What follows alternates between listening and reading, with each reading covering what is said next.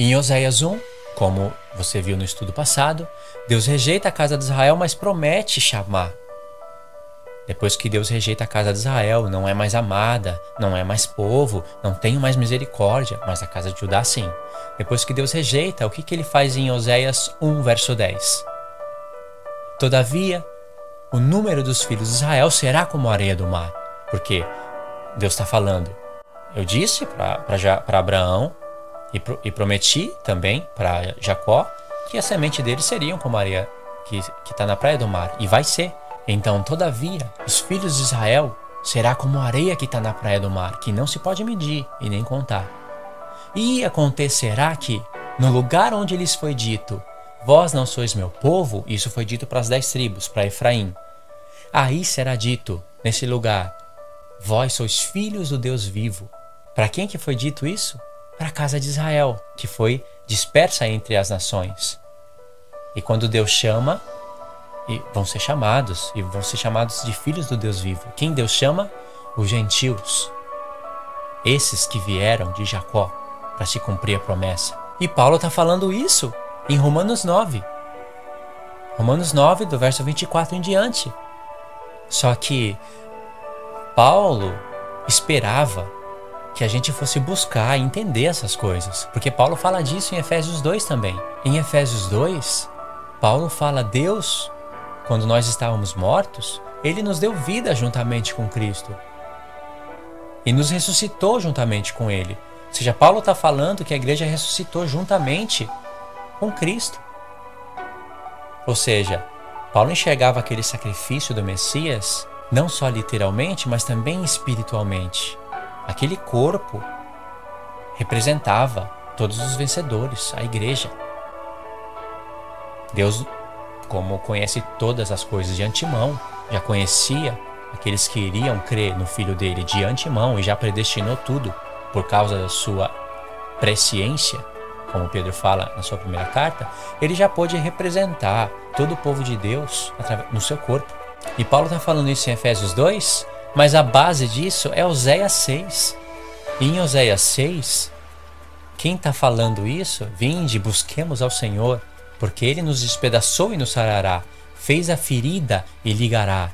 Depois de 2 dias nos dará a vida, e ao 3º dia nos ressuscitará e viveremos diante dele.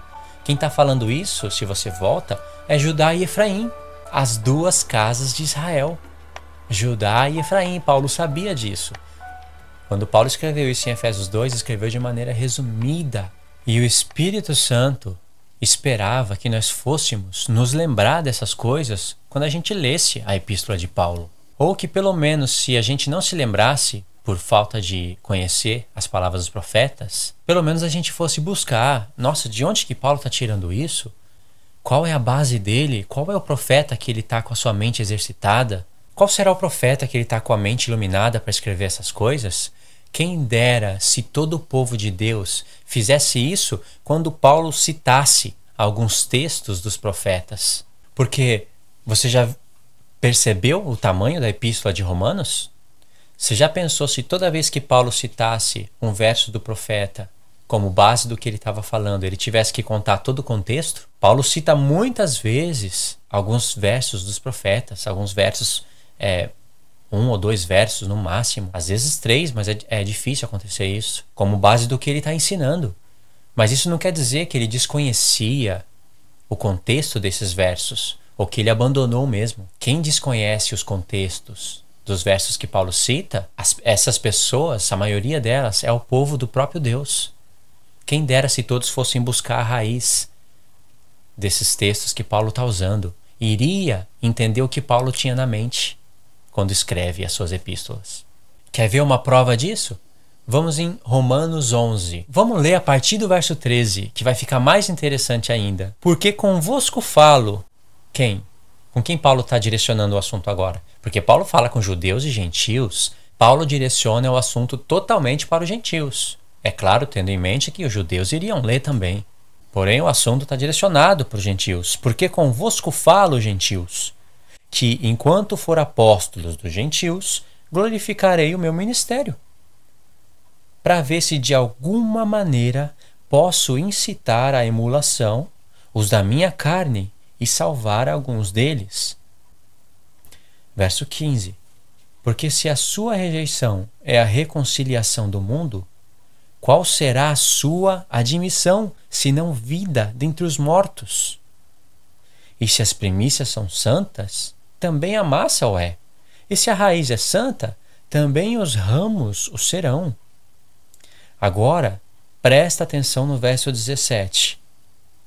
Esse verso deve ser desconhecido por 90 e alguma coisa por cento do povo de Deus. E se algum dos ramos foram quebrados, e tu, sendo oliveira brava, foste enxertado em lugar deles, e feito participante da raiz e da seiva da oliveira, não te glories contra os ramos.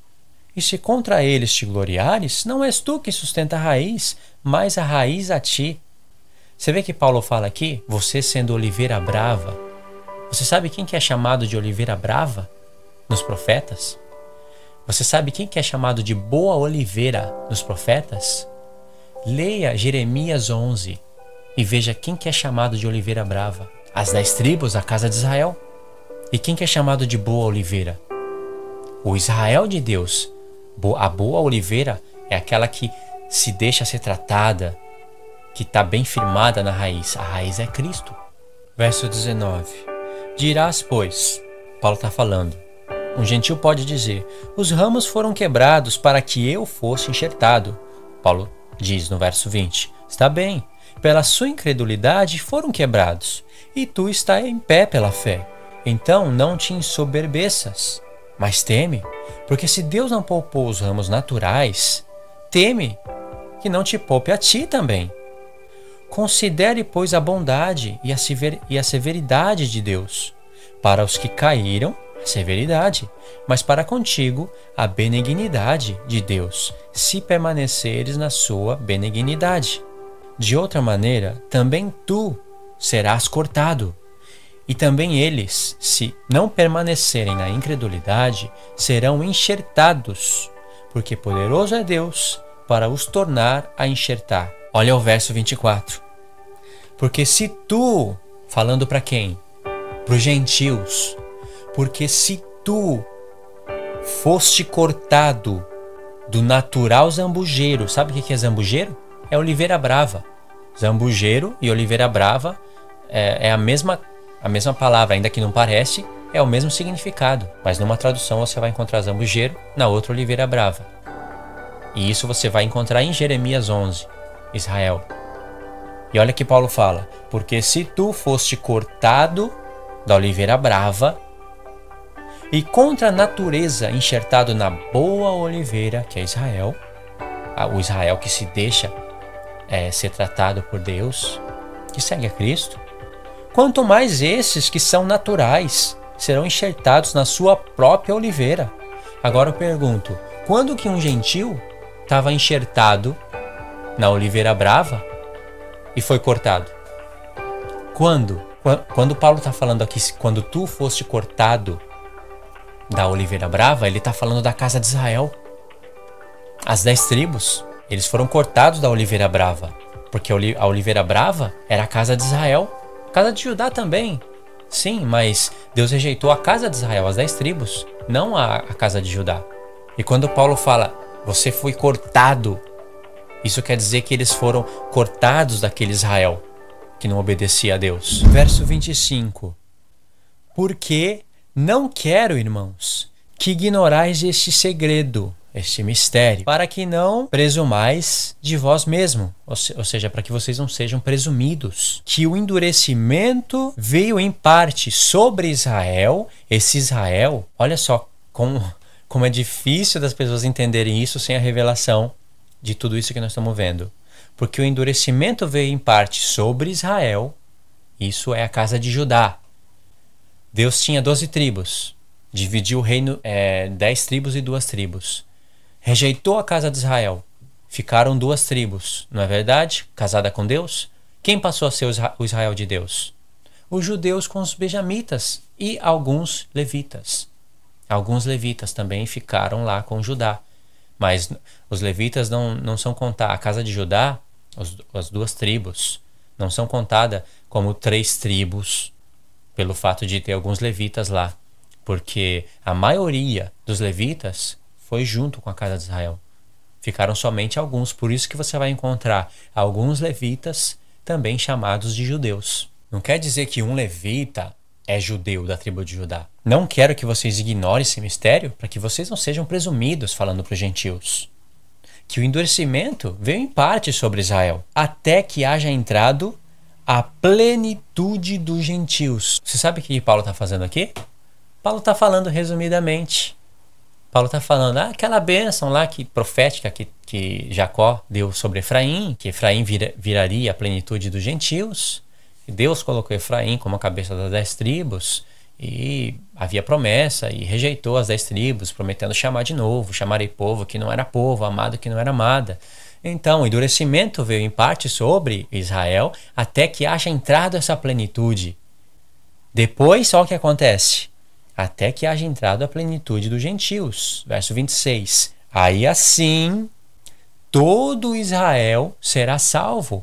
Agora, esse todo Israel será salvo é a restauração das 12 tribos e as 10 tribos sendo chamadas de volta e terem uma só cabeça sobre elas. Como está escrito, de Sião virá o libertador, Jesus, o filho do homem que veio unir aquelas varas, Judá e Efraim, e desviará de Jacó as impiedades.